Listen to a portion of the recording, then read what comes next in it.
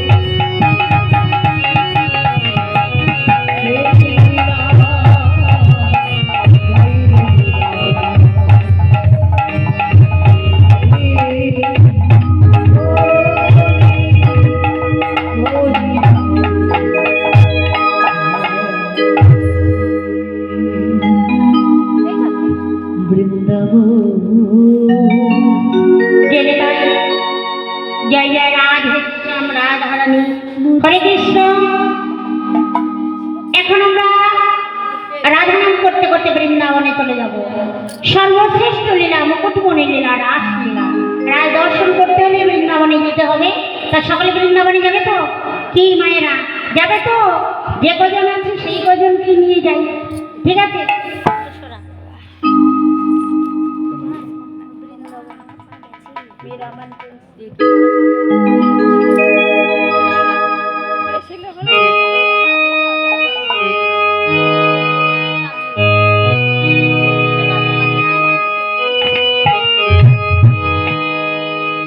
मेरा मन पंछी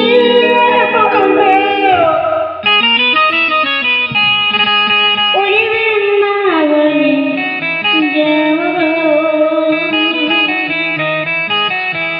बिजली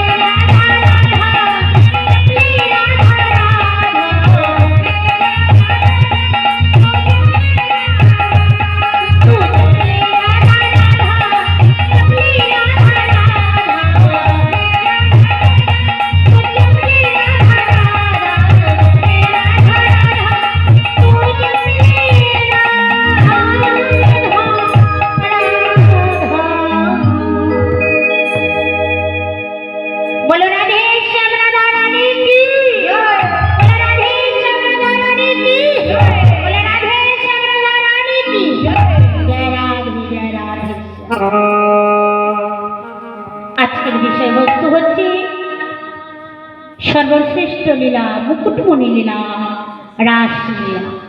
প্রভাত কাল হইতে বাবা এই কমিটির দাদা ভাইয়েরা 6 মাস ধরে ভিক্ষা করে আজ প্রভাত হইতে এই পর্যন্ত রসকে জ্বালানো হয়েছে, তাই তো বিভিন্ন রস জ্বালানো হয়েছে প্রভাতকাল হইতে। রস জ্বালাতে জ্বালাতে জ্বালাতে জ্বালাতে রসে যখন আকার ধরে বাবা তখনও হয় রাস। এই রস জ্বালাতে জ্বালাতে আকার ধরেছে বাবা, বয়ে শূন্য আকার দন্তেশ্বর রাস। রয়াকার দন্তেশ্বর রাস। কিন্তু যদি বিন্দু না থাকে বাবা, বিন্দু সাবধান, হ্যাঁ বিন্দু না থাকলে অন্যটা হয়ে যায়। যাই হোক, তো সর্বশ্রেষ্ঠ লীলা মুকুটমণি লীলা রাস লীলা।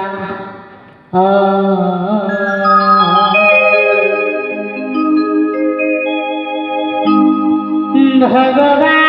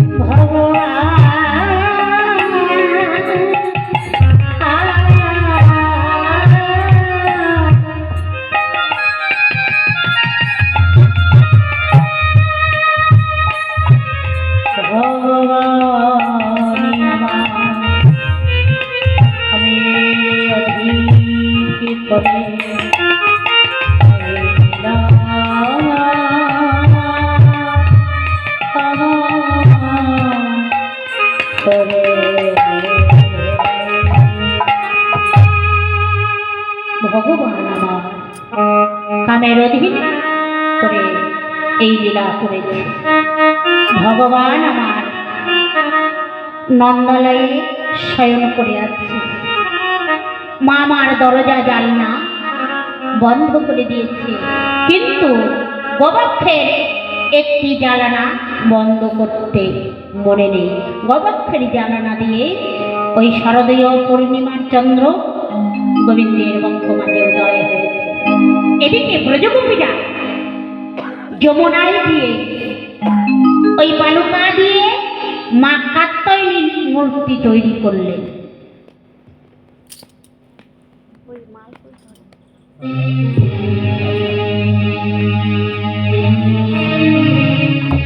কাত্যায়নীর মূর্তি তৈরি করে ব্রজগোপীরা আমার কাত্যায়নীর মূর্তি পুজো করছে। কেমন করে দেখো দেখো, কাত্যায়নী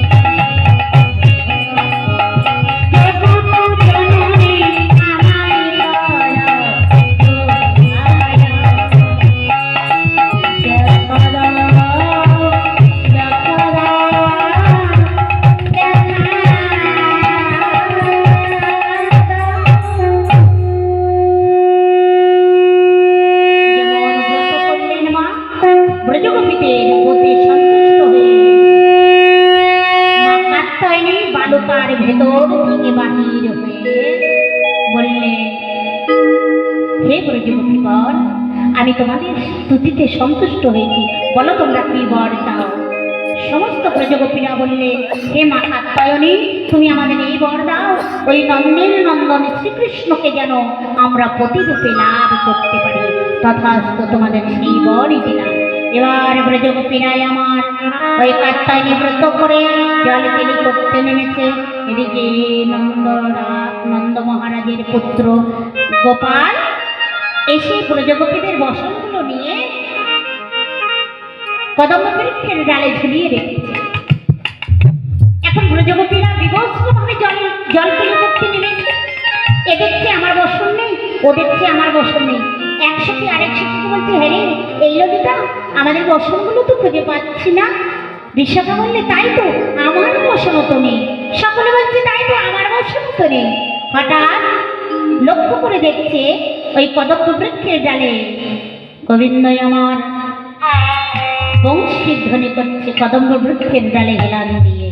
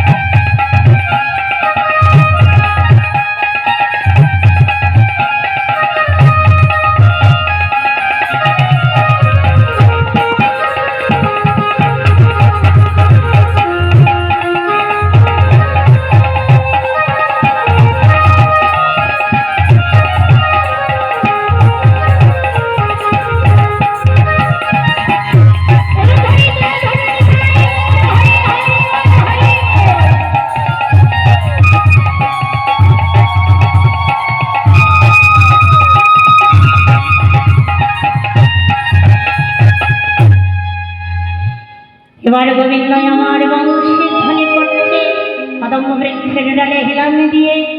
বাজিল ও সে মে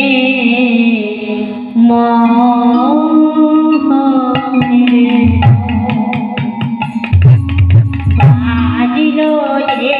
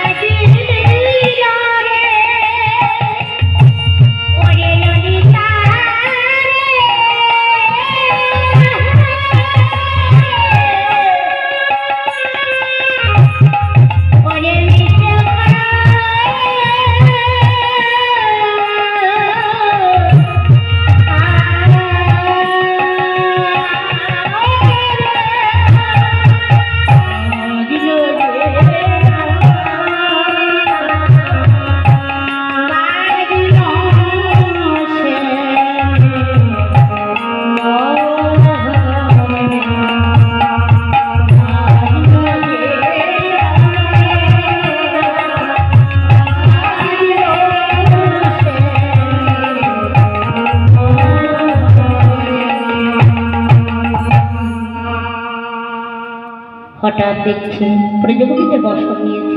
বললে, কৃষ্ণ দাও, বসন দাও।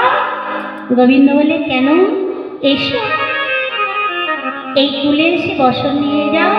বলছে, প্রাণনাথ, দেখছো না আমরা কেমন ভাবে বিবস্ত্র হয়ে জলে নেমেছি জল কেলি করতে, কেমন করে তোমার সম্মুখে যাব বলো প্রাণনাথ। বলে, কেন, তোমরাই তো বলো কৃষ্ণ মন প্রাণ, জীবন, যৌবন সব তোমার চরণে অর্পণ করেছি। তাহলে এখন তোমরা তো আমার চরণে সমস্ত কিছু অর্পণ করতে পারোনি। সমস্ত কিছু দিলে তোমাদের লজ্জা তো আমায় দিতে পারোনি। যতক্ষণ পর্যন্ত লজ্জা না দেবে ততক্ষণে তোমাদের বসনে দেব না। তাছাড়া মনে করে দেখো তো, আজকাল সময় কখনো বসনে এসেছে, যখন এসেছে কখনো বসনে এনেছে, আর এখন লজ্জা পাচ্ছে। দাও, তোমাদের লজ্জা আমায় দান করো।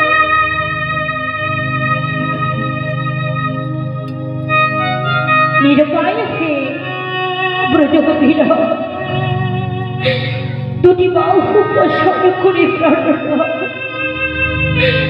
আজ থেকে তোমার চরণে, আমাদের লজ্জাও তোমার চরণে বিসর্জন করে দিলাম। এই বলে যেমন ব্রজগোপীরা কিনারায় এসেছে, গোবিন্দ সমস্ত ব্রজগোপীদের বসনগুলো ফিরিয়ে দিলেন। বসনগুলো ফিরিয়ে দিয়ে গোবিন্দ আবার শয়ন করেছে। এমন সময় ওই শারদীয় পূর্ণিমার চন্দ্র গবাক্ষের জ্বালা না দিয়ে গোবিন্দের বক্ষ মাঝে উদয় হয়েছে। এখন গোবিন্দ মনে মনে চিন্তা করলেন, এই তো সেই সময়, আজ ব্রজগোপীদের মনোবাসনা পূর্ণ করার সময়। তাই গোবিন্দ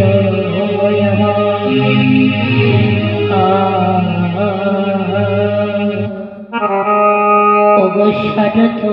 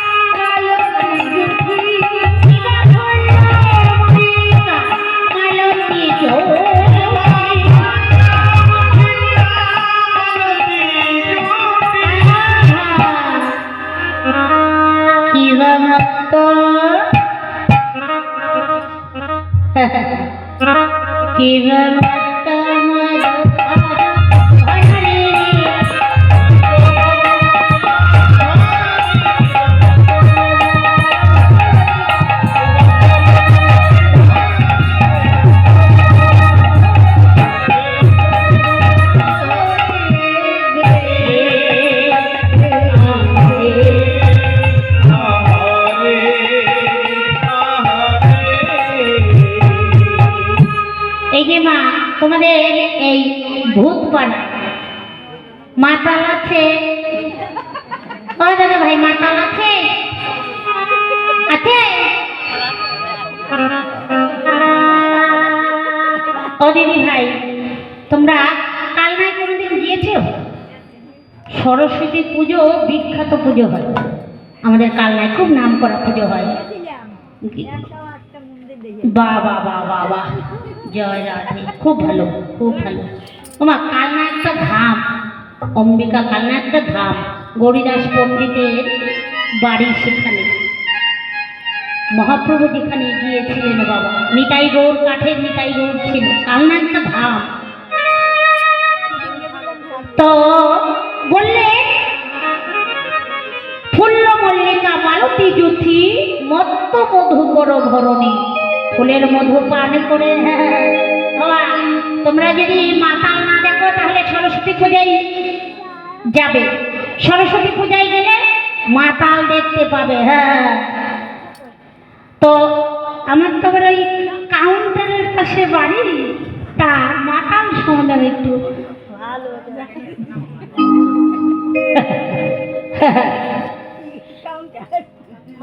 বলি মাতাল ভোরা গানে গানে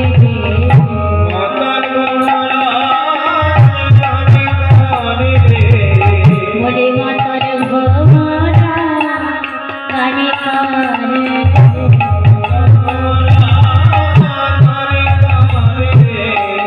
বলি ফুলের মধু পান করে মাতাল ভোরা গানে গানে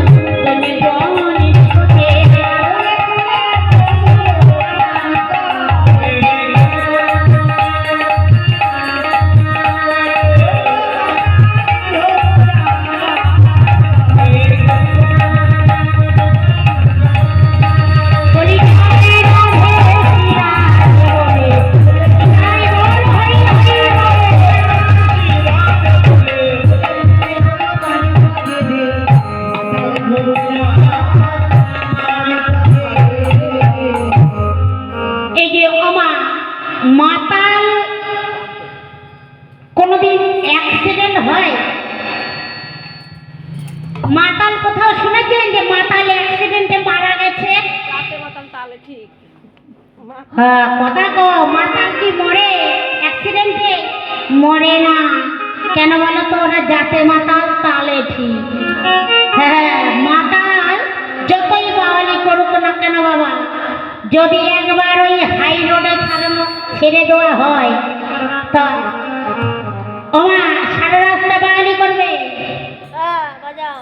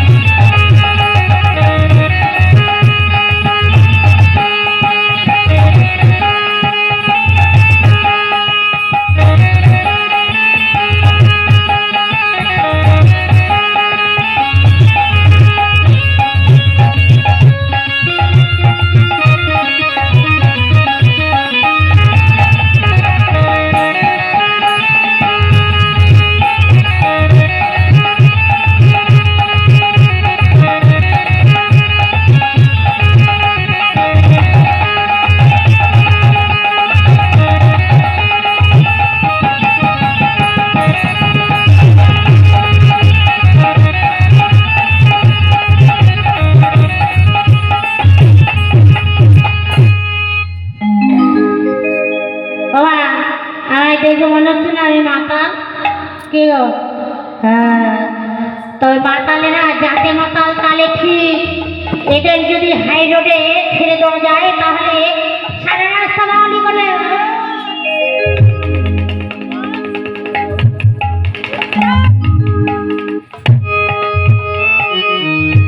কিন্তু সারা রাস্তা বাউলি করলে কি হবে? যখন রাস্তা পার হবে হাই রোড, বেলেডাঙ্গার রাস্তা, তখন কিন্তু বলবে না।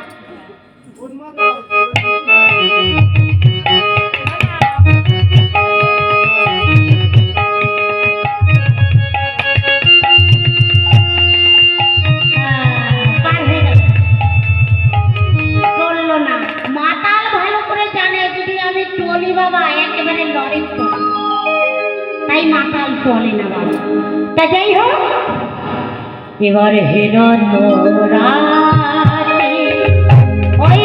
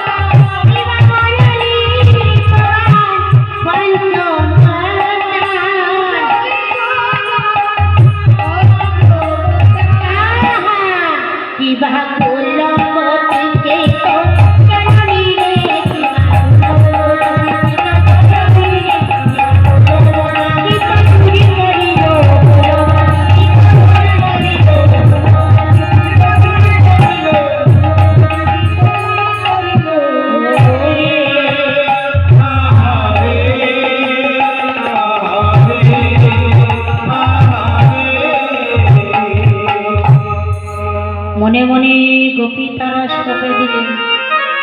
পঞ্চমী তানে যখন বংশী হয়েছে বাবা, শুনলেন কারা? শুনো তো গোপী, প্রেমী গোপী, মনহি মনহি আপনার সপি, যাই কি বলো তো তাই কি চলো তো, মরণে তো কলো কলো। বংশী ধ্বনি হয়েছে কোন কোন গোপীগণ ওই গাড়ি বাহন করিতেছিলেন। এমন সময় আমার বংশীর ধ্বনি হলো ব্রজবতী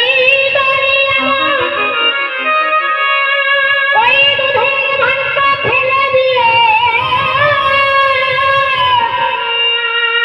ওই দুধের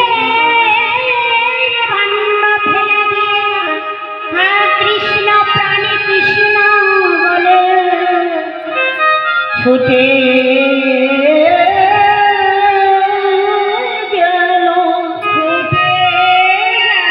গেল, কৃষ্ণ দেখা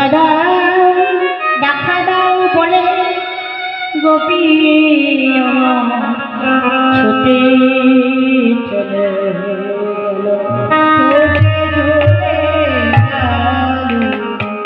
আরে কে গোপী সন্তানকে দুগ্ধ পান করাচ্ছে, সন্তানকে দুগ্ধ পান করাচ্ছে। এমন সময় ওই পাগল করা বংশীর ধ্বনি বেজে উঠেছে। সন্তানকে ফেলে দিয়ে চলে যাচ্ছে গোপী। পেছন থেকে সন্তান ডেকে উঠেছে, মা, ও মা, মা গো, তুমি আমায় ছেড়ে দিও না। ব্রজবতী বলে, ওরে আমায় এমন করে মায়ার ডাকে আর ডাকে, আমায় যে জগতের স্বামী আমায় ডাক দিয়েছে, আমাকে মায়ার বন্ধনে আর বাঁধা। সন্তানকে ফেলে দিয়ে চলে যাচ্ছে মা। কোনো কোনো গোপী স্বামীর শয্যায় শয়নে আছে, ওই পাগল করা বংশের ধরে বেঁধে উঠেছে। গোপী স্বামীর শয্যা পরিত্যাগ করে গভীর অরণ্যে ছুটে চলেছে।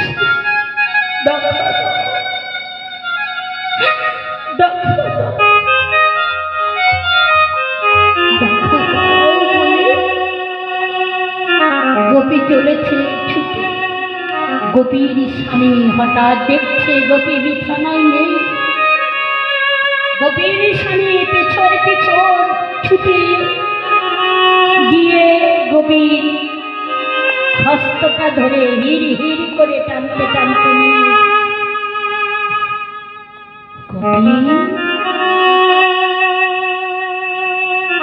এমন গভীর অরণ্যে তুমি কোথায় চলেছ? বললে স্বামী গো,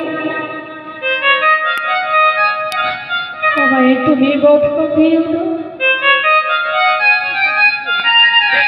আমি যে আমার জগৎপতির সন্তানে চলেছি, ওই জগৎপতি যে আমায় ডাক দিয়েছে, সে যে আমার পতি, তোমার পতি,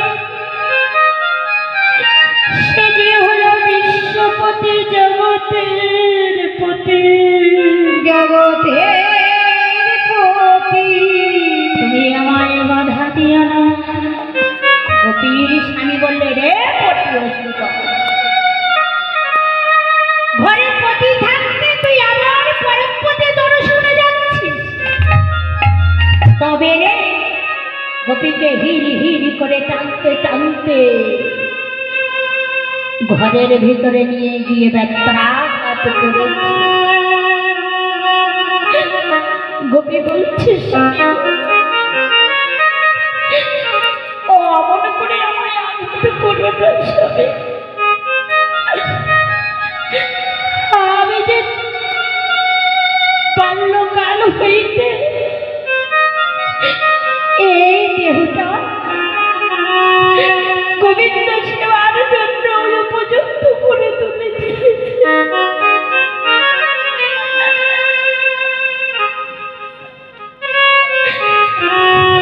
এই কৃষ্ণ সেবার দেহকে তুমি আঘাত করো না,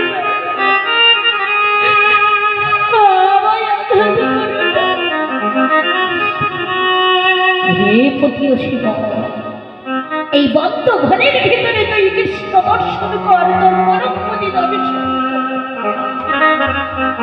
গোপীকে রেখে গোপীর স্বামী চলে গেলে দরজা বন্ধ করে কিছুক্ষণ পরে গোপীর স্বামী মনে মনে চিন্তা করছে, তাই গোপীর কোনো শব্দ পাচ্ছি না কেন, যাই তো একবার দেখে আসি। দরজা খুলে দেখছে গোপীর দেহ পড়ে আছে।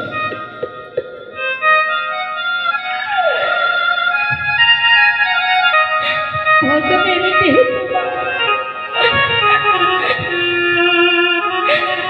ভজনের দেহ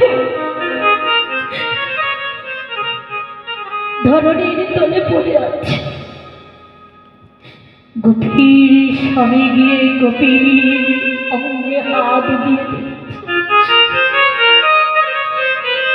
গোপীর দেহ ঠান্ডা হয়ে গেছে। গোপীর স্বামী বললেন, গোপী আমি তোমায় চিনতে পারিনি। গোপী তুমি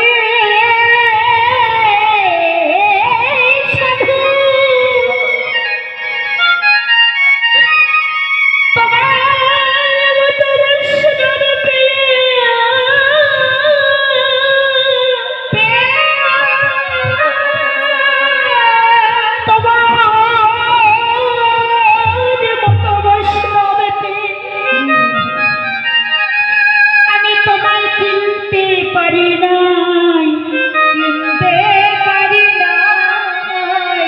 তুমি আমায় ক্ষমা করো, ক্ষমা করো। আরে তোমার সেই পরম পতিকে গিয়ে বলো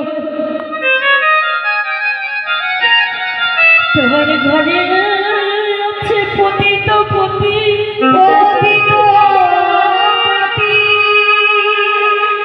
তোমার ঘরে আছে যে পতিত পতি,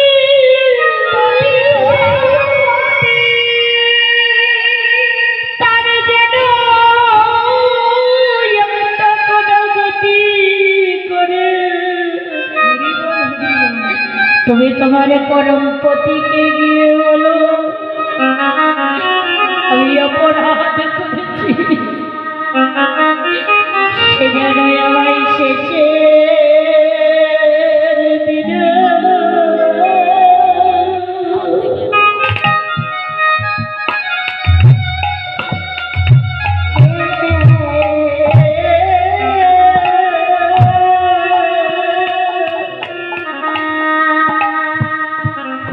শেষের দিনে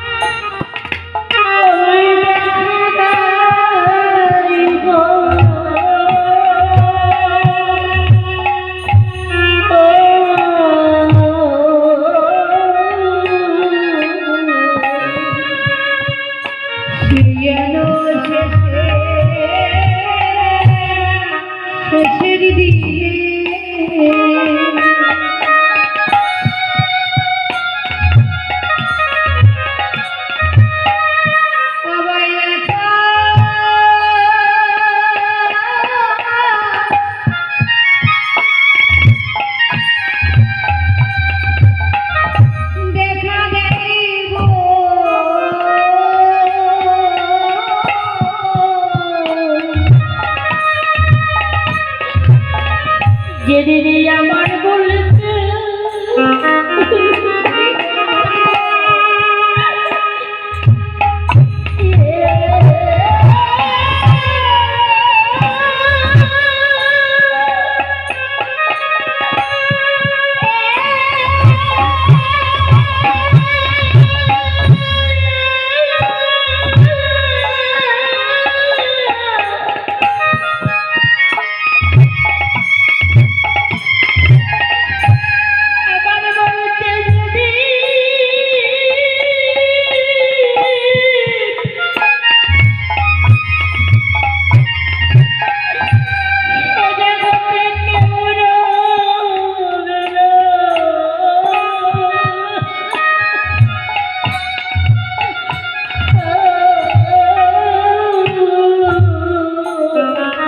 যেদিন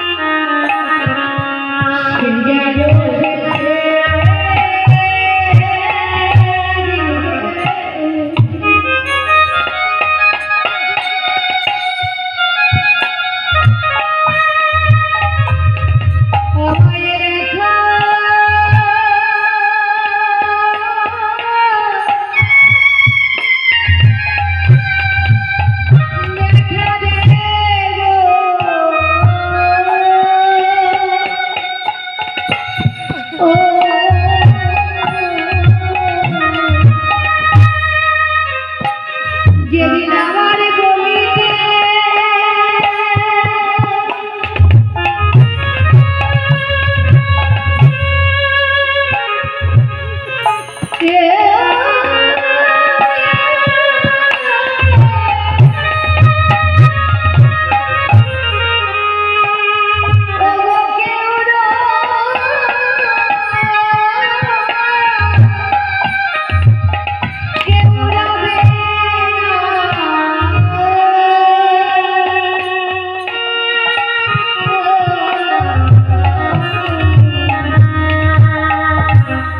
যেন শেষে শেষের দিনে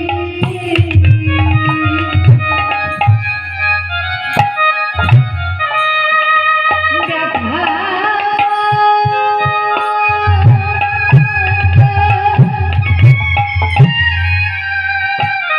দেখা দেয়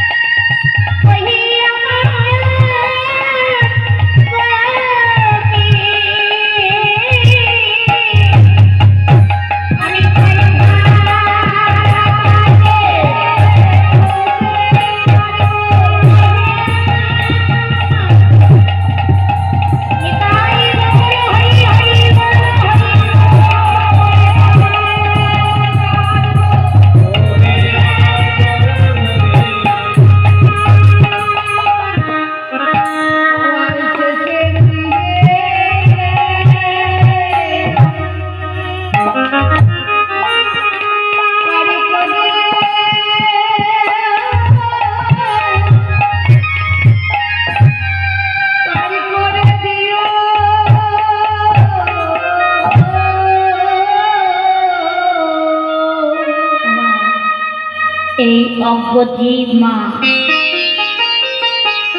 এরা কৃষ্ণ বলে কাঁদিতে পারে না। দেখবে এক্ষুনি একজন আপন মানুষ একটা আঘাত দিয়ে কথা বলবে, এমনি নয়নের জল বেরিয়ে যাবে। কিন্তু একবার ভেবে দেখেছো মায়েরা, কেউ আমাদের আপন নয়। দুদিনের পরিচয়, দুদিনের দেখা, এরা আমাদের কেউ নয়। মহারাজ যুধিষ্ঠির যখন স্বর্গে যাচ্ছিলেন, তখন তার আত্মীয় স্বজন, বন্ধু বান্ধব, পরিজন সকলকে নিয়ে রওনা দিয়েছে। ধর্মরাজ বললেন যুধিষ্ঠির, এই স্বর্গে তুমি একাই ঢুকতে পারবে, আর কেউ ঢুকতে পারবে না। বলে কেন? আমার আত্মীয় স্বজন, বন্ধু বান্ধব, আমি সকলকে নিয়ে এসেছি। বললে তাকিয়ে দেখো তো এরা কারা, এরা কারা, একবার তাকিয়ে দেখো। ওরা যদি সত্যি তোমার আপন কেউ হয়, তাহলে আমি এদেরকেও স্থান দেবো স্বর্গে।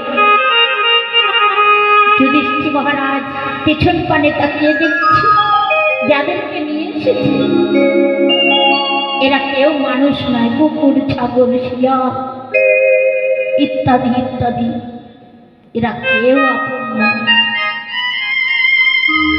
তোমার এ জগতে কেউ আপন নয়। আপন শুধু একজন, শত দুঃখেও তোমায় সে শত কষ্টেও সে তোমাকে আঘাত দেবে না, শত কষ্টেও তোমাকে দূর দূর দূরে তাড়িয়ে দেবে না।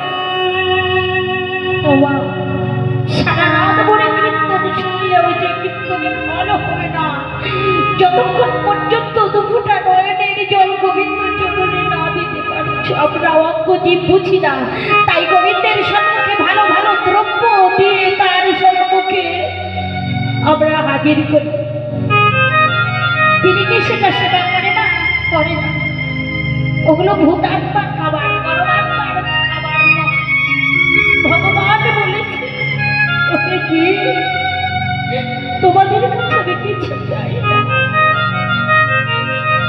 তোমরা ভক্তি চন্দনে মন তুলসী দিয়ে নয়নের জল দিয়ে যদি আমায় একবার ডাকো, তাহলে আমি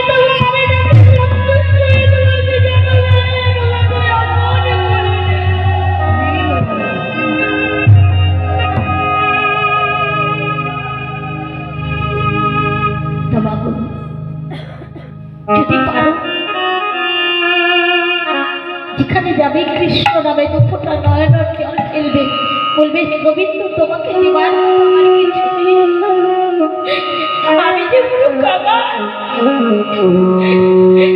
তোমাকে দেবার মতো আমার যে কিছু নেই গোবিন্দ, আছে শুধু মন তুলসী আর ভক্তি চন্দন আর নয়নের জল। এই তিন বস্তু তোমার চরণে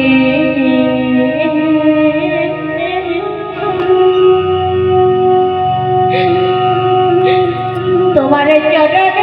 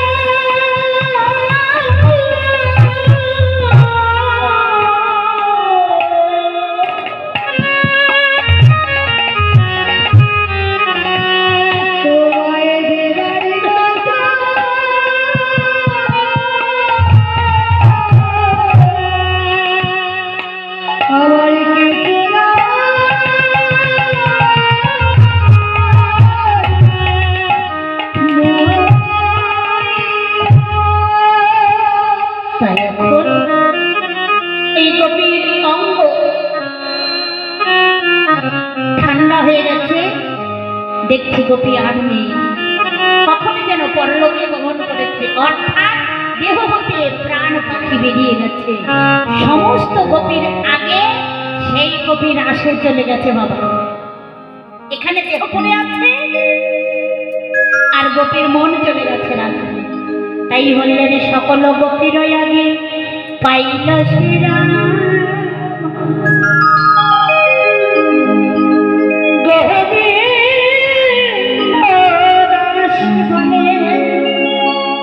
আমি কি দিব উপমা। দেখো দেখো নাই নাই প্রেমের তুলনা নাই রে, নাই নাই প্রেমের তুলনা নাই, নাই নাই প্রেমের তুলনা নাই,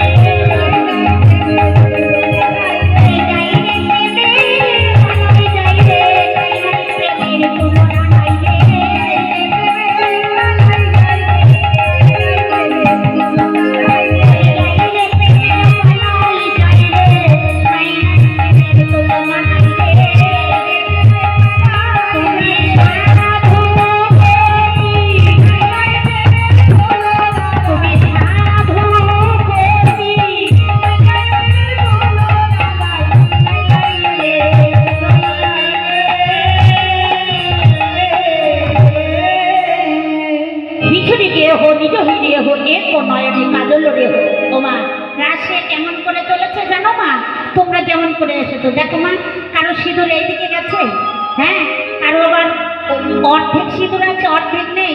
এই দেখো, এই মায়ের দেখো কাজল টাজল সব লেপটে আছে। হ্যাঁ, রাসেরই সাজ, এটা রাসের সাজ। হ্যাঁ, এই দেখো কাজল টাজল লেপটে আছে। ওই দেখো মায়ের সিঁদুর এইদিকে গেছে, তা কেউ তিলক করেছে, ওই একটু একটু আছে আর নেই। হ্যাঁ, এই হচ্ছে রাসের সাজ মা। এইভাবেই গোপীরা রাসে গিয়েছিল। বলেন বিছুরি গেহ নিজ হৃদেহ, এক নয়নে কাজল রেহ, মানে এক নয়নে কাজল করেছে আরেক নয়নে করেনি। এক নয়নে কাজল রেহ বাহে রঞ্জিত কঙ্ক নয়ক, কঙ্ক এক হাতে করেছে আর এক হাতে করেনি। এক কন্দলে দুলনি, অর্থাৎ এক কর্ণে কানের পড়েছে আর কানের পরেই। হ্যাঁ, পায়ের আলতা নয়নে দিয়েছে, নয়নের কাজল পায়ে দিয়েছে। কি গো মা, আলতা যদি চোখে পড়ে তাহলে কেমন লাগে গো? চরণের আলতা নয়নে দিয়েছে, নয়নের যাব, চরণের যাবক দিয়েছে নয়নে, আর নয়নের কাজল দিয়েছে চরণে। গলার গজমতি হার গলায় না দিয়ে খোপায় গুঁজেছে। দেখেছো মা, এই হচ্ছে সাজ। হ্যাঁ, এবার কি করলেন? সকল গোপীরা চলেছেন কোথায়? রাসের হাটে। কেমন করে রাসের হাটে চলেছে? কাঞ্চন মনে গণ জননীর মাওলা,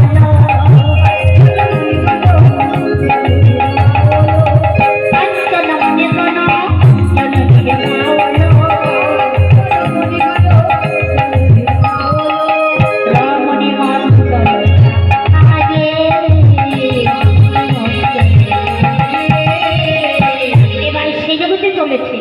এবার যেমন চলেছে এমন সময় গোবিন্দ বলে, এসো এসো এসো মহাভাগ, স্বাগতম স্বাগতম। কি গো, তোমাদের সব কুশল তো? ব্রজগোপীরা এখন হা হয়ে আছে। গোবিন্দ কি বলছে? বলে এই যে তোমাদের সব কুশল তো?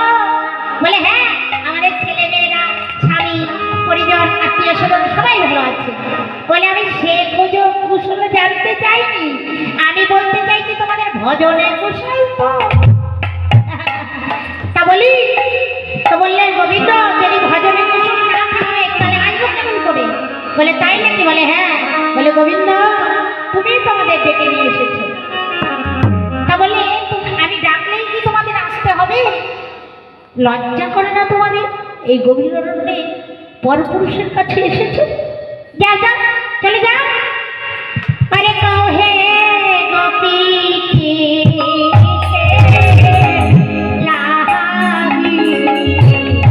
বহন বনে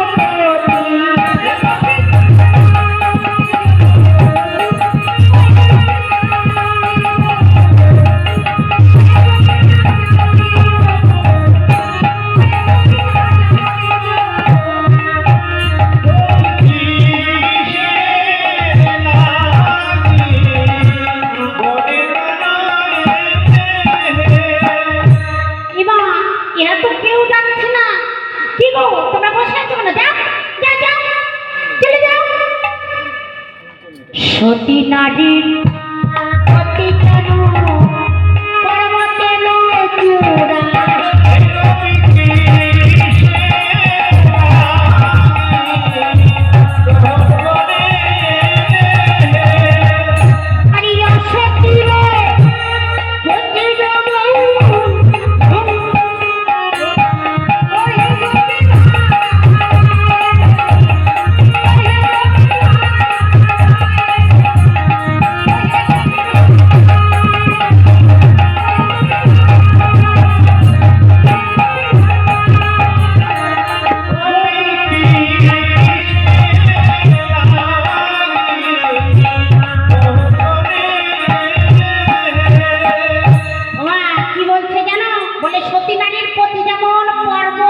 চূড়া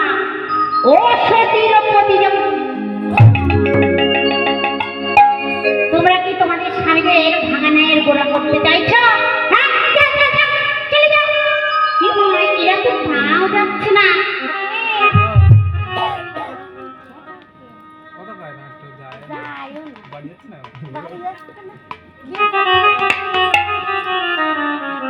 বলে শোনো, তোমরা তাও বসেছো, তাও যাচ্ছে না।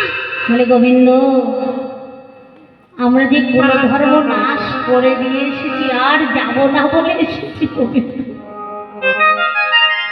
যে মায়ার ঘর পরিত্যাগ করে তোমার চরণে এসেছি,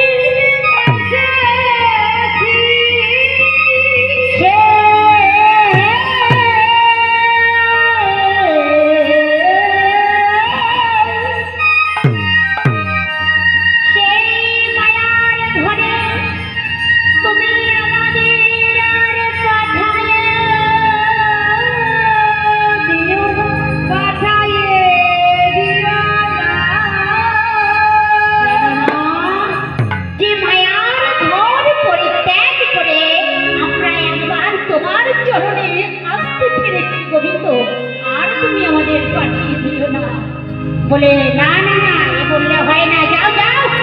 শোনো শোনো সুন্দরীগণ, যাও যাও ঘরে ফিরে যাও। বলে তোমরা হলে পাটনারী, আমি পারো পুরুষে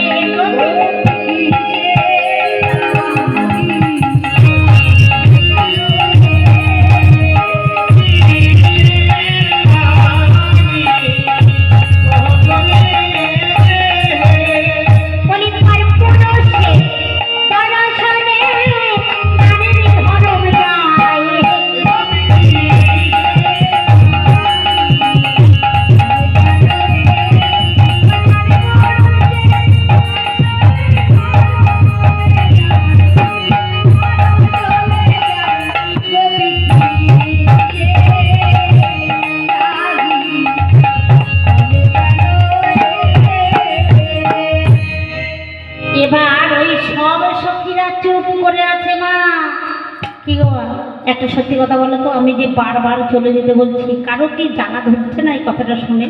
সত্যি কথা বলো, ধরছে?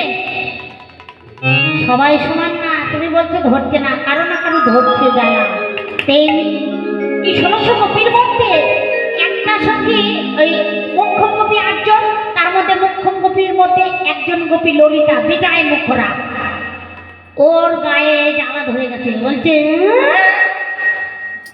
যখন বাসিতে নাম ধরে ধরে ডেকেছিলেন তখন মনে ছিল না, আর এখন ধর্মের কথা শোনাচ্ছ? শোনো শোনো, তোমার ধর্ম আমাদের জানতে বাকি নাই। বললেন বাঁশরি গো, কেন বাজাও তোমার বাঁশি? কেন বাজাও তোমার বাঁশি? কেন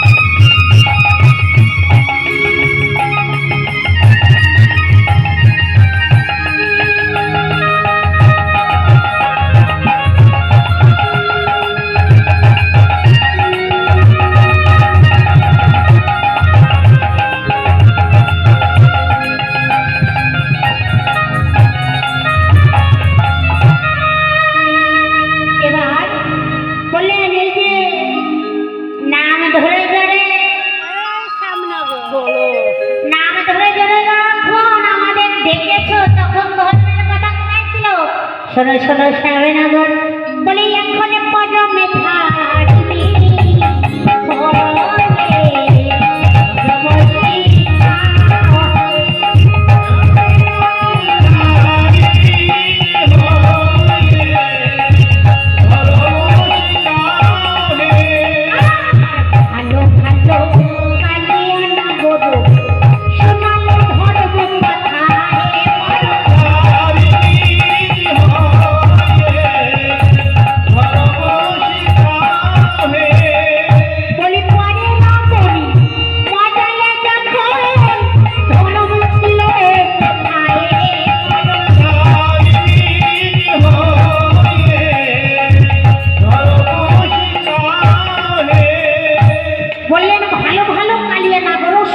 ধরম কথা পরের রমণী মজালে যখন ধরম ছিল হ্যাঁ রাত 12টার পরে বংশী ধ্বনি করে করে নাম ধরে ধরে ডেকে এনেছ আর এখন ধর্মের কাহিনী শোনাচ্ছ। শোনো তোমার ধর্মের কথা আমাদের জানতে বাকি নেই। চোরের মুখে ধর্মের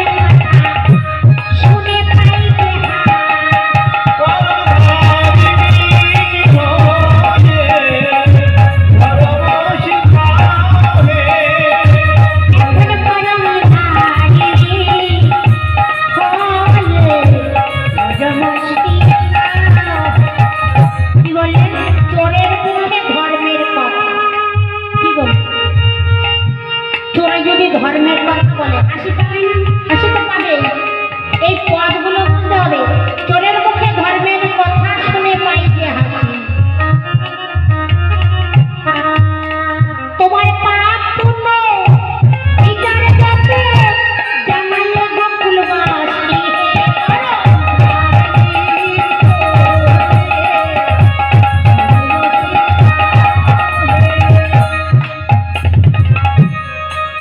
কবি চোরকে বলবে চুরি করতে গৃহস্থকে বলবে জেগে থাকতে। হ্যাঁ আমাদের জানতে বাকি নেই। তুমি চলবার করে যাও প্রদেশ পাথরে চাপাও পিঠে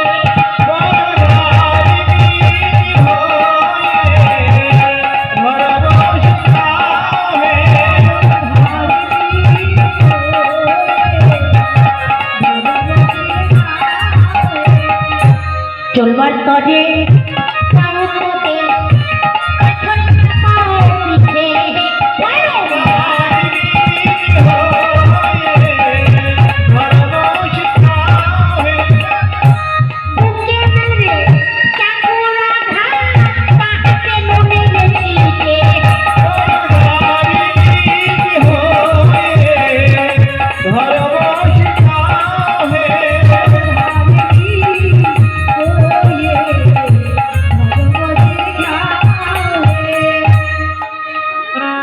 বললেন শোনো গোবিন্দ আজ যদি তুমি আমাদের গ্রহণ না করো তাহলে এই যমুনার জলে আমরা সকলে একসঙ্গে প্রাণ বিসর্জন করব।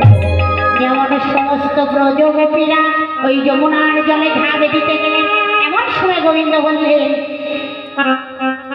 সখীগণ আমি এতক্ষণ তোমাদের পরীক্ষা করছিলাম।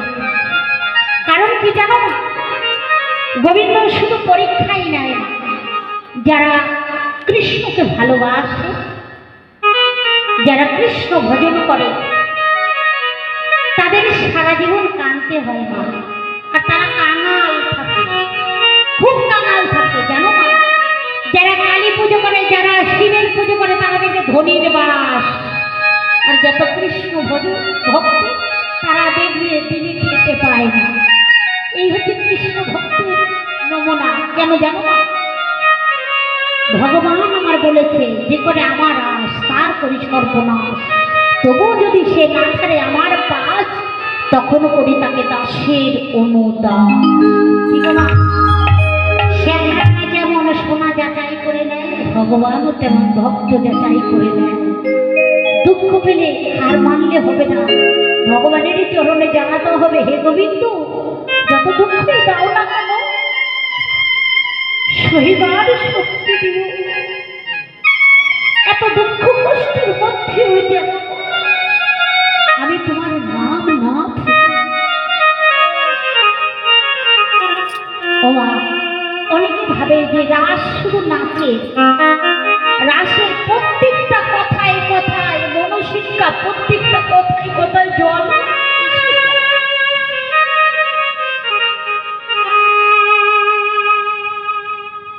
রাস যদি সঠিকভাবে করা যায় না, প্রত্যেকটা পদে এমন মনশিক্ষা জল ধরে রাখা যাবে না। যাই হোক, ব্রজগোপীরা বললেন, হে গোবিন্দ, আমরা সমস্ত কিছু পরিত্যাগ করে এসেছি, তুমি ছাড়া এই জগতে কেউ নেই। তুমি যদি গ্রহণ না করো তাহলে এই প্রাণ বিসর্জন দেওয়া ছাড়া আমাদের কোনো গতি থাকবে না।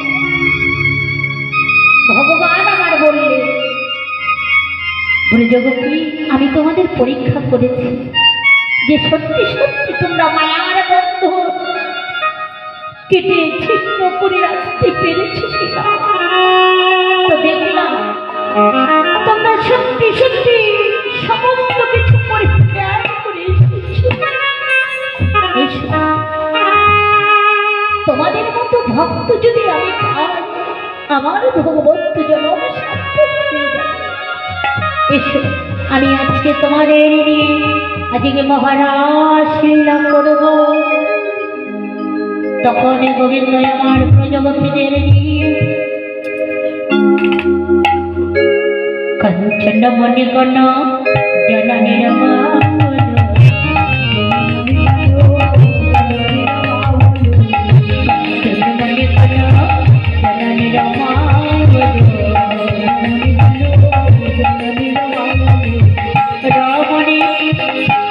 রাবণী মন্ডল সাজে,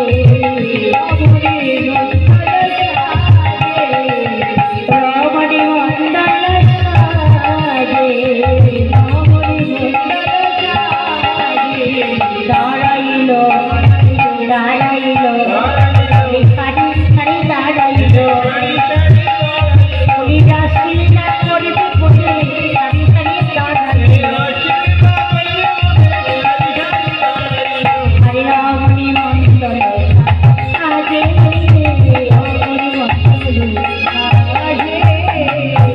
এই যে মায়েরা এবার কে কে নাচবে এসো।